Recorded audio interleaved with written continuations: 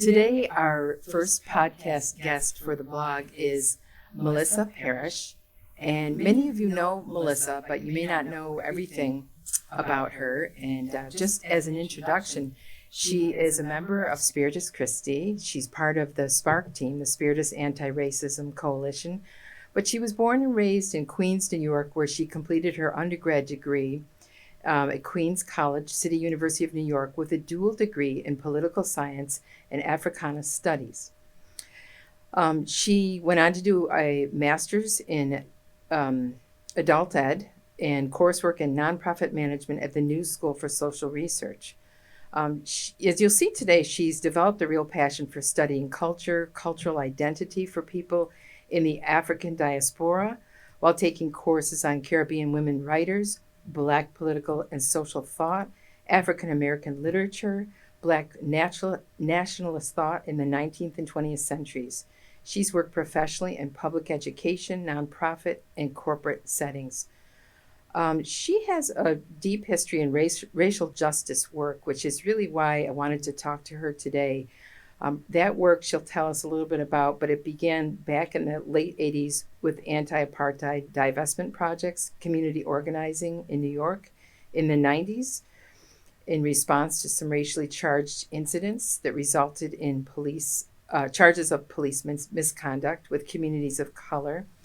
She moved to Rochester in 2005, and shortly after she joined Spiritus Christi's racial justice work. She was part of the Spiritus Christi race convoy in the spring of 2017. And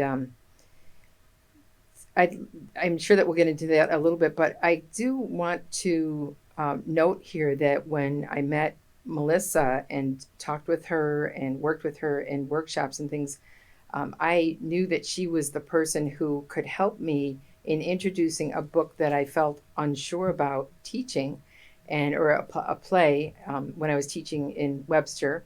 I've since retired, but she helped me she came to my classroom and helped me kick off the great August Wilson's Fences. Yeah, and we had a great time. So we thought it might be fun to spend a little time today on how in this time in America and here in Rochester and here at Spiritus, everywhere, what are some of the ways that we begin to understand the perspective of other people who didn't grow up like us?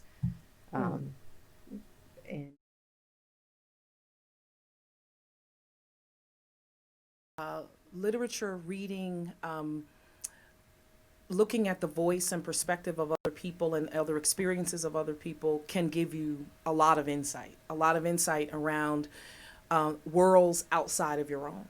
So books for me, and specifically fiction and history, have always been a place for me to find not only my own voice, but to find characters that may be struggling with some of the same things that I've struggled with, or that may be living in existence that's similar or different from mine. And I think that through fiction, and especially the fiction of Black voices, we can learn about their lives. We can learn about the things we can learn about their perspective. We can learn about the things they're struggling with, about how they're perceived in the world, and how that shapes their identity. I mean, I think there's a lot we can learn from just picking up a fiction book and getting into those characters.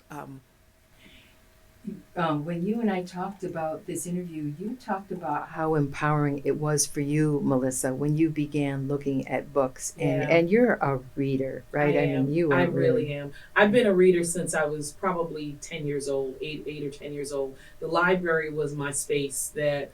And then I was reading Are You There, God, It's Me, Margaret, and, other Judy Blume stuff and things. But what happened was in high school, late high school and early college, I started reading Black literature, and particularly found myself drawn to the voices of Black women. And when I discovered Alice Walker and Tina McElroy and Bernice McFadden and Maya Angelou. And I read those books, whether they were doing biographies, autobiographies, or poetry, or short stories, where they were just introducing characters and talking about life. And when I started reading those stories, I said, wow, this is my community. This reminds me of my uncle or my auntie or my mom, or what it's like on Saturday when we get together for dinner. I felt that when I read these stories were giving a reflection and a perspective about what it meant to be Black in America. And that was exciting. And I felt like I found myself, that someone's telling our story. And I also discovered, and it was reinforced of the diversity of our stories. That I grew up in a working class community in Queens. I read stories that were about kids growing up in Harlem that may have lived in the projects. That wasn't my experience, but I learned about it, and there were some similarities. And so it also reinforced to me that the diversity of who we are, even as Black people, and I think that was important. Because it gave me perspective about things that I didn't necessarily personally know, but yet, as I said, there were things about our experiences that were similar. So I've always loved books. I encourage people to read. History also was also a passion for me, and I went on to study government and political science because I was really passionate about the world, the ideas, concepts, values. What kind of world are we going to live in? How are we going to be with each other? How did governments, come to be? What were the different forms of government? Just kind of understanding that. And then along the way, as I was studying the general things in political science, I got introduced to theorists, philosophers who were Black, who were African. Took a philosophy course that was about an African worldview and how that was different, and how it was different from the European worldview. And those things just ignited something in me, and a sense of identity and a sense of agency and who we are and our shared destiny. And I just felt connected. I felt connected to all people of color and all Black people in particular around the world. So I'm an African American. My family's from Georgia, but I lived in New York City for all of my life. But those Southern roots have always been there, have always helped inform.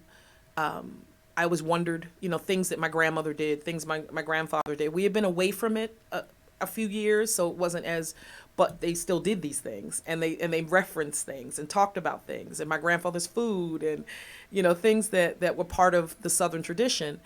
And when I read these stories, I found those people. I found out where they had come from and learned about people from Mississippi and Alabama, and made reference to slavery and how that had informed, and Jim Crow, and the impact of discrimination on the lives of these people and these families.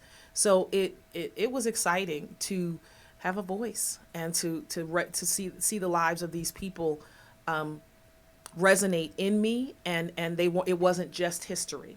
It was very much a part of today. So today, when we think about, so for many of us as white people who are, let's say we were undergoing either an awakening or a reawakening of racial injustice, we're examining every phase of our society, right? And we're giving everything a hard look. We're trying to do that. We're in the midst of doing that. So imagine, you were a passionate reader. You found a lot of these things yourself. You loved the library. You sought out this kind of thing. I also had some amazing college Professors at Queens College. There was an Africana Studies program that was, in addition to the mainstream political science classes that I was taking. Those professors taught in political science, but they also taught these specialized classes in African American studies and Africana studies. So it covered Caribbean literature and history, and African history.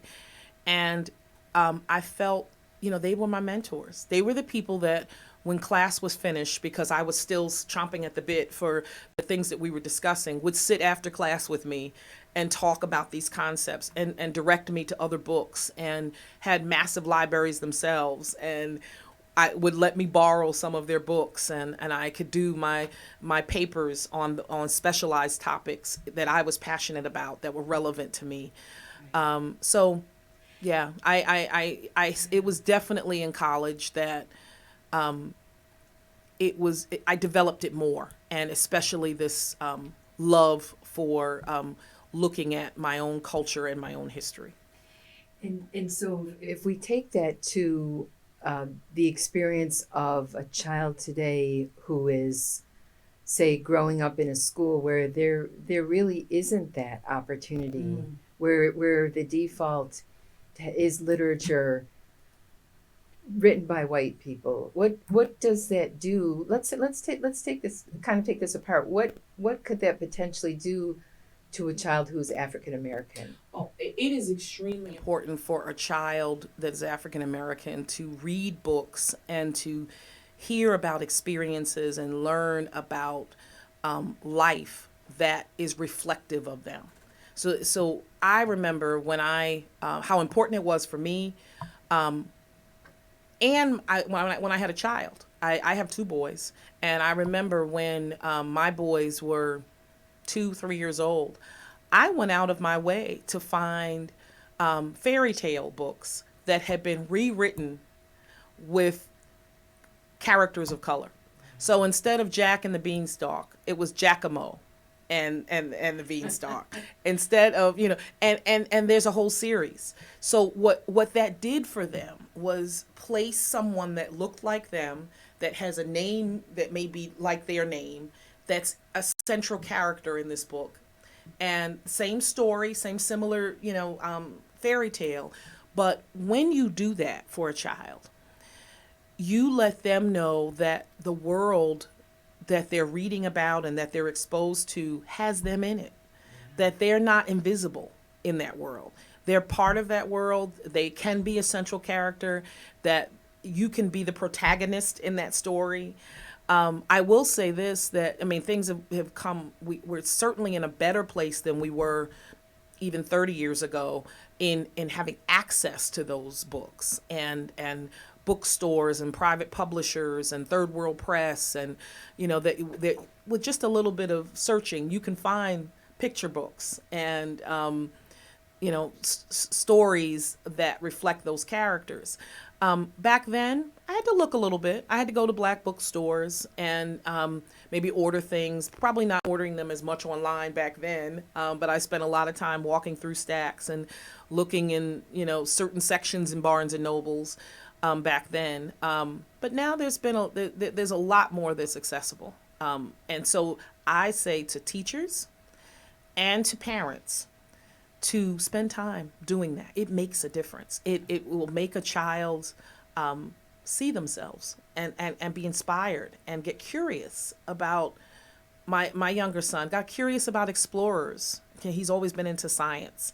And he mentioned growing up and having a placemat on the kitchen table that had different notable African American people in history. So there might have been writers, there was an explorer there were historians, and so he just remembered seeing that when he was 5 and 6.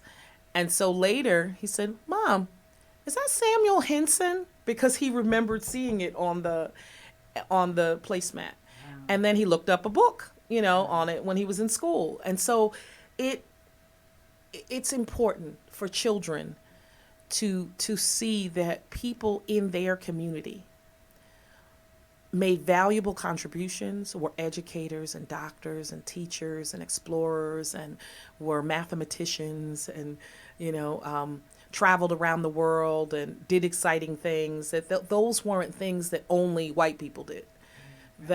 And so when we do this work, one of the things we talk about is the power of who gets to tell the story.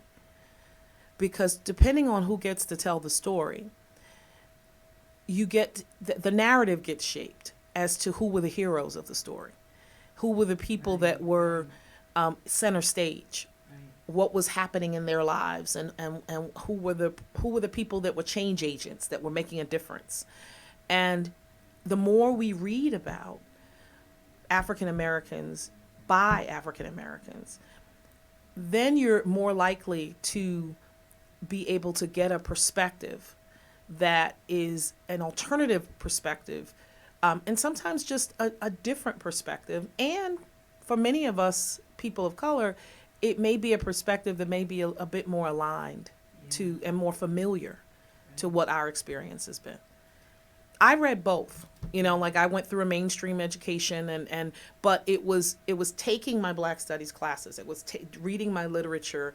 It was reading my Black political thought that helped ground me when I was doing the other things. The other things, I had to master that material too, but it was through that work that I was building myself and building my sense of confidence, my sense of agency, my sense of direction. I can challenge those things if certain things weren't. I wouldn't just assume that everything that was written there was correct. It was a perspective, and then very often in class, I would be the person who's raising my hand. Very often the only African American female in a political science class, but I bring in a different perspective because of some of the other things that I was bringing and reading. Right. And I'm thinking that you're talking about the importance of an African American child reading, but I'm also considering the fact that if it's for a white child who's growing up only reading the white perspective, occasionally, stepping over into literature written by Black people, there's a danger there, right? And is it Chimamanda Ngozi Adichie? That's her name. Yes.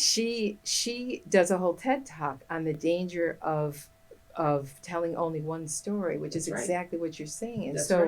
And so I think for me growing up, it was very much the experience that the default writers who we studied in English classes tended to be white. I do remember really being excited about reading Langston Hughes for the first time in high school and kind of falling in love with his writing and with poetry in general. And then I hungered for more of that. And so I think after college and,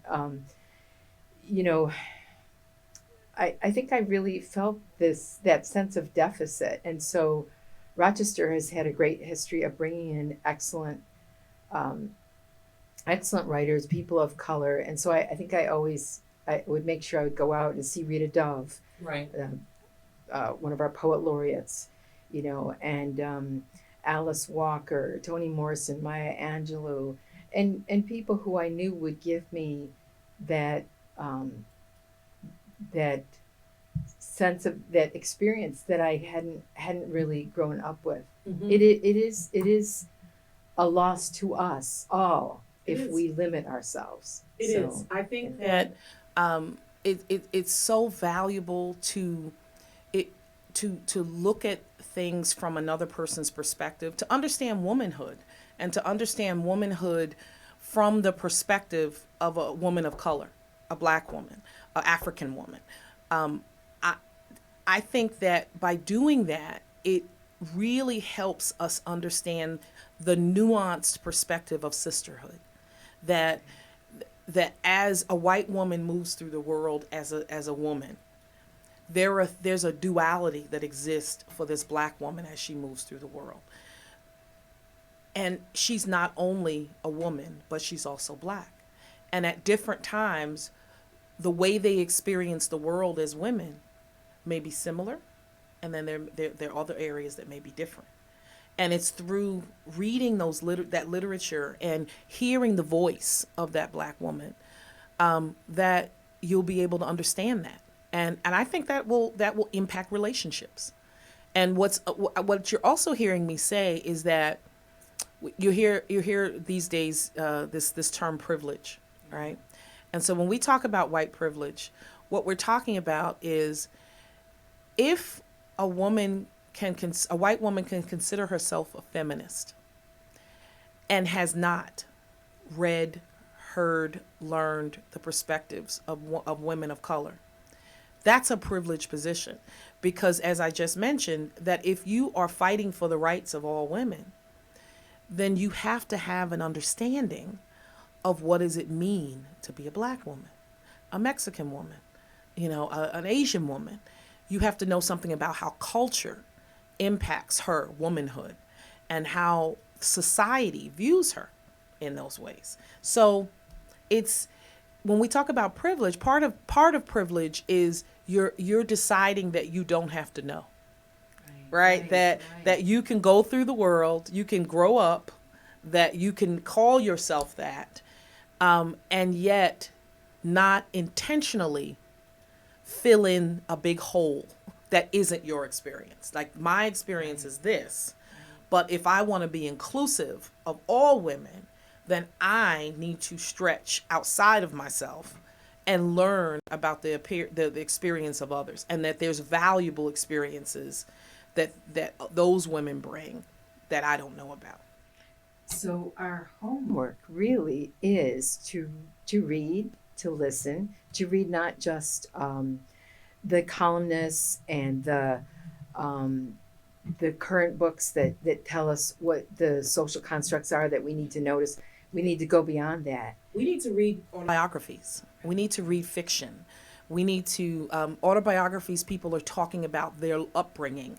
They're giving you an inner voice. They're telling you about their relationships with their parents and how society impacted them and how society impacted their parents.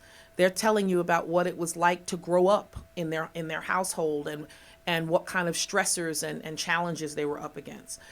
Reading that book is giving you a window into a family's experience that may be different from yours. And so the column, that's the intellectual stuff. That's the stuff that's going to be talking about the isms and the supremacy and there's value to that. As I said, I read those things too, and I understand those things too. But literature is a very powerful way of, and I guess I would say, in addition to it being powerful, it's accessible. It's accessible to everyone. You don't have to have a prerequisite. You don't have to have a certain prior knowledge and vocabulary in isms and vocabulary in a particular topic in order for you to know what anyone's talking about. It's a short story. It's a character. It's a family. What you do need to do is to be reflective, and as you're reading that, pay attention to what's happening in the family. Pay attention to where the world is interacting with that family. Pay attention to areas that are similar, but areas that are also different in terms of struggle that family is experiencing that is reflected in that character. So literature is an amazing way to give the white community a window into the experience, the challenges, the perspectives of what does it mean to be Black in America. Nice, very nice. That's beautiful. I've heard it said that literature, that fiction gives us our empathy, right? And so that sounds like a lot of what you're saying, that we have some universal experiences, and you're talking about the things that we could read. I, as a white woman, could read the experience of a Black woman and say, oh wait, that's just parts of this. Yes, I'll see some commonalities, and then I'll see some other things that aren't of my experience, but I feel them because the author knows how to make me feel them, because the author's skilled enough to paint that picture, because I'm moved by it, like I would be moved by great music or great art. And if you're fully seeing the character, if it's good writing, and I think the other thing you're hearing me say is the writer is part of it, but also how the person is approaching the reading. if the person is approaching the reading with openness to see that character, to understand that character, to shift from just what they know, to try to see that character as a window to help them learn something, then they got it. But if they see it only as, what is this in relation to me? You know, what is this in terms of what this makes me feel? What is this in relation to, oh, that can't be true. You know, because right, if you're looking at it with blinders or with blockages or with, I think one of the things that I often talk about when I do racial justice work is that it's really important for white people who are approaching these topics and approaching this literature is to be prepared for discomfort. Okay. To not be settled in and be wedded to comfort. Yes. That I need to be comfortable. This needs to fit into what I know. This needs to, it can't challenge me. It can't challenge my perspective. That if you're going into the literature expecting that I know what I know, and this is my world, and this is what the world is, Right. you may face something in that literature that counters that. You may face something because that person's perspective and that person's experience is different from yours. But if you are willing to embrace that, and that's where the empathy comes in. The empathy will come in naturally if you see this person's world and you see that, wow, there's some inequity here. This child is 12. When I was 12, this is what my experience was. And I'm looking at this 12-year-old and, wow, look what they're up against. Wow. Yeah. Should any 12-year-old have to experience that? No, that's unfair. I always thought the world was, we all had the same experience. You see what I'm saying? Exactly. That the empathy will come by your allowing yourself to see it and to accept that what that person is writing is a reality. It is a legitimate perspective. That is where it's really important for the person to be ready So to read this it. part of our That's part of the work. Part of the work. That's really part of the work. being ready, not just sitting down and opening up a book and saying I haven't done this, right? Right. But preparing our minds and saying this may take me to a place where Of discomfort. where I don't know this exact world, but yeah. I was watching When They See Us, the documentary by Ava DuVernay about the Exonerated Five of Central Park. And I've watched it several times, and I use it sometimes in teaching some of the racial equity concepts and issues around mass incarceration. And some of the community that I was working with mentioned how initially when watching the first couple of parts, because it's divided into 4 parts, that they were so shaken by what they saw that they couldn't continue to watch it. And that one of the things I'm talking about is it's important to continue to watch it, because as much as the pain is there when you realize that, wow, like this is what these boys experienced, it isn't okay to step away. And again, the discomfort. I don't like feeling this. I don't like knowing that our country did this. I don't like knowing that those boys had to endure that there was that level of inequity. So I don't want to feel that, and so I'm not going to finish watching the documentary. So, yeah. The harsh reality is that we do need to finish watching it because those boys couldn't walk away from that. That was their lives. And if all we're being asked to do is to see it through to the end so that we could be able to learn from it, analyze it, work through the emotional pieces to get to the other side of conviction to change it. Because that's where we need to get to. In order for us to get to do the work that it takes to dismantle this and to challenge the systems that are perpetuating this kind of inequity and racial and white supremacy, is that we need to move beyond the emotion, right? The emotion is going to be part of it because that's the empathy, and we certainly want to be able to feel a sense of humanity and compassion.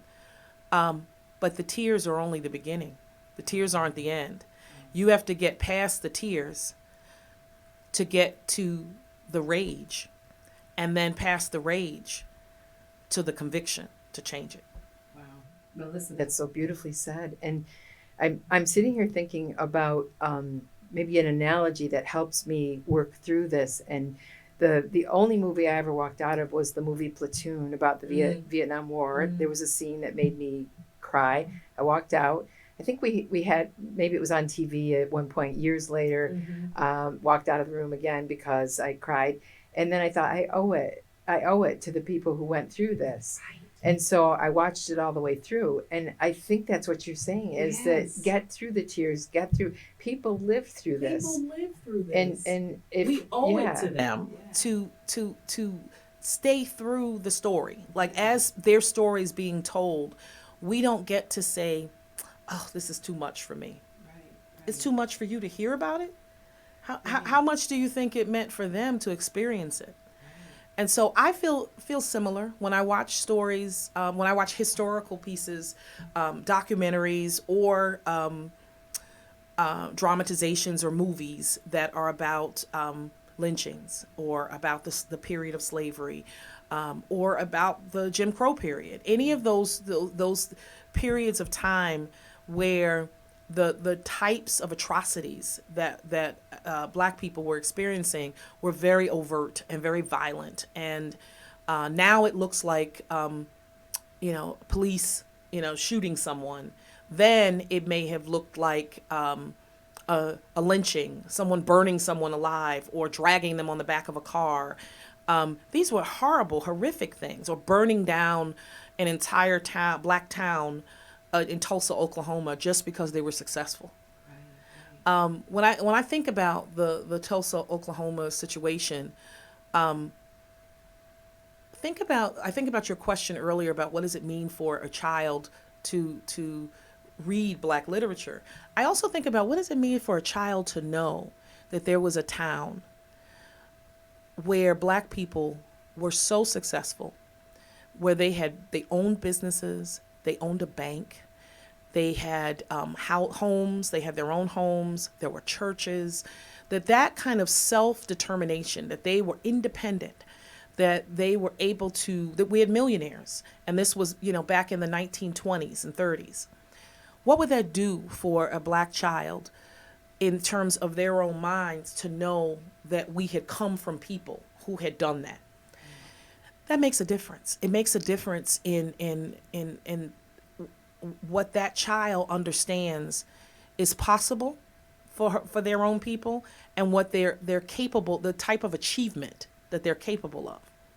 What's also painful is to see that type of achievement and then see it destroyed.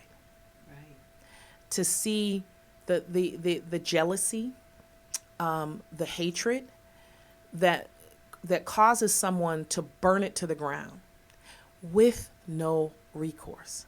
That's the part. And then that's where when we talk about, I'm bringing us now to today, historically, Black people have been preyed upon and victimized in this manner without any recourse. That there was no one that stepped up and said, that's not okay. You can't do that. They're human beings. They own that. That belongs to them. You're going to jail. That didn't happen.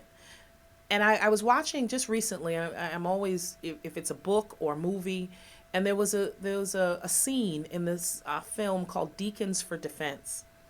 And Deacons for Defense and Justice, I did not know about them. They were a group of African-American men in the early, I believe it was, no, actually this happened probably in the 1960s, who were responding to the violence of the Klan in Louisiana. And they organized themselves with guns to protect their own community. And it had come out of a peaceful protest where some of the young people were, helping some of the civil rights workers to do a peaceful protest. And they were sought upon by a mob. And one of the dads saw these people grabbing on his daughter and throwing her to the ground. And he ran over and grabbed a police officer and pulled him off of her. And Later, when they came to arrest him, the police came to his house because they knew who he was. They came to his house and he said, "I was protecting my daughter." And the police said, "Don't you know you can't do that?" Wow. That struck me. Wow. That struck me. Wow. Just that line right there. Like, don't you know you don't have a right to do that? Wow. When we talk about inequity, any man, any white man would be given the right to protect his daughter. That's right. Right. That would go without question. Absolutely. But they let him know in no uncertain terms, you can't do that. Wow. And that struck me. Right there, that's the line that lets you know, oh, there's a different set of rules for you. Wow. Wow. Yeah. Oh, boy. Oh. So that's the work. Yeah. It's understanding that these different rules, that Jim Crow, which basically was an attempt to put black people back in a subservient position because of any advancements that were happening post Civil War, that the Freedmen's Bureau and advancements that were occurring for the black community. Oh no, we don't want that. We need to remind you that you're subservient. We need to remind you that it's not okay for you to look me in the eye. We need to remind you that it's not all right for you to speak up, that you can't protect your daughter. You can't protect anyone. You can't protect yourself. That it's reminding someone that you are less than me. Wow. And this is what we have to And that's American work on. history. Yeah. It's so- and this is what we have to work on today. And right? it's important that it's important that we know that history. Since we're in 2020, we seem far removed from that, and we wonder why. Things, we've had a black president, and that history is there, and it's also what comes up for people when there's interaction with the police. Now, Right. what did you say? Did you talk back to me? Uh-huh. Did you what did you do? What did you put your hands here? Don't move. I said don't move. Okay. So Yeah. when that level of it's very similar to those ideals and those values and of the Jim Crow. I was just thinking It's dehumanizing. it is, and it's saying that you don't have rights, Yeah. that any rights that I need to pay any attention to. So the reason that people were so outraged at the George Floyd situation was it was filmed where we see this police officer casually with his hands in his pocket as he is kneeling and on the neck of this black man, and the life is leaving him, and he's crying out, "I can't breathe." I think what the protest resulted because of the indifference. He didn't care. He was saying, "I didn't believe," and we saw it. Yes. We saw the level of indifference that this officer had to this person's life. And I think what I was struck by was his partner comes over and doesn't stop him. No one stops. No one stops him. People are filming. The people who were watching were horrified, but they also didn't step in to stop him. That's right. Because there's an institutional power of the police officers that they were afraid of. They were afraid that if they stepped in to try to stop him, that then it could turn on them. And there's a legacy of that. There's a legacy of that since slavery, that there were black people who wanted to help other black slaves, but there was the threat of punishment. So these things, this is not new. Yeah. While it may look as if, these are new incidences, that behavior and that dynamic and those forms of coercion and power and psychological power, that's been going on since the period of slavery and before. So that's part of what we need to understand, right? Is these dynamics of Correct. power, ways in which black men, women, and children have been held to a certain place of lesser, right, and not worthy, not worthy, and not it's not okay for you to have a voice. It's not okay for you to speak up. It's not okay. I think one of the things I'm always struck by is when little boys would call a grown black man by his first name, Yes. George, Harold, Right, right, because he wasn't even considered a man. right. That's disrespectful, right? A little boy wouldn't do that to a white man. That would be Right. Mr. So-and-so. Right. That would be but he would do it to the black man because he wasn't really a man. Right. And that same black man might accord a lot of respect to everyone around him. In his too. own Community, in his own community, he's a man, and he's someone's father. He's someone's husband. He's providing. He is a pillar of strength for his community. He shows up every day. He takes two little nickels to rub together to make sure he feeds his family. He's a man in his own community. But because of Jim Crow and because of the legacy of slavery, he is diminished in the larger society. And that is extremely important for the white community to know. Yes. And you can find that out through literature. You can find it out through film. You can find it out through lecture. There's so many ways. I am just pleased that in the last 30 years, there have been artists, writers, film producers, and directors who are now bringing that story to the mainstream. I used to have to go find those stories. Yes. I was mentioning earlier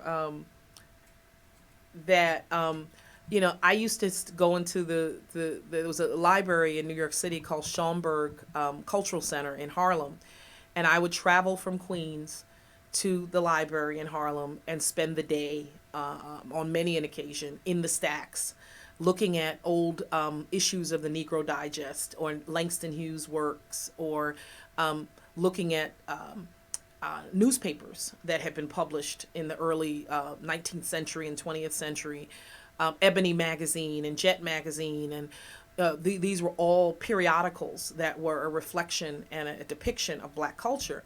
And they were part of our history that a lot of folks didn't necessarily know about. They were not in the mainstream areas, but I'd seek them out and go look for them. Now, I'm so pleased that these things, you can Google it. You can just Google it, and things can be right at your fingertips. So it's not okay to say I don't know anymore. Like now, I think if you want to know, you can know. Right, right. And as we hear so many times, it is time for us as white people to begin educating ourselves. If we haven't already begun that process, it's time to dive into some of these works ourselves, not just the nonfiction, but the works of art, the poetry, the things that move us deeply. Absolutely. So that we not only know the facts, but we feel it in our very spirit. Absolutely. And that is really what empathy. And sometimes what helps is reading some of the prerequisite books like Robin DiAngelo's White Fragility. Sure. Tim Wise is another excellent person, a white male sociologist who's been doing this work for years, to help shape your mind, to get you right to read it, because the blocks, the barriers, the things that are that may make you shut down, turn away, you have to be aware of it. You got to know that those things are happening within you, and then push past it and prevent yourself from doing it. But you first have to be aware of it, that it's even happening. Okay, I see what you're saying. Back to your point about preparing ourselves to read. Yourself to do it. Yes. Okay. And so the two really ultimately go together. They go together. Yes. It's an ongoing process of reflection, preparation, and exposure. Okay. Yeah. Excellent. Melissa, you're just an amazing resource for us and an amazing individual. And you've taught me a lot, honestly, just by our conversations and by co-teaching that class and talking about it. They were, and they loved you. And it helped me a lot to have you in the classroom to open that work. I think we're running out of time, but I do want to point out that Melissa Parrish, I have the blog we're recording this today, Friday, the 26th? 26th. And Melissa actually has a list of resources in the blog. You can download that. You can just click on it, download it, look for the Spirit is Christie website, go to the blog, go to the bottom, see her list. And, I would say anybody who knows you knows that you are also an unending source of other books above and Absolutely. beyond that. And I'll talk to you about it. So feel free to email me, Melissa M. Parrish 64 at gmail.com. We can Zoom. We can talk about the books. We can talk about any of the concepts. So I'm a teacher at heart. And so I love to, explore and talk about these ideas. Thank you so much for being with us today. That's great. Thank you. Thank you for having me.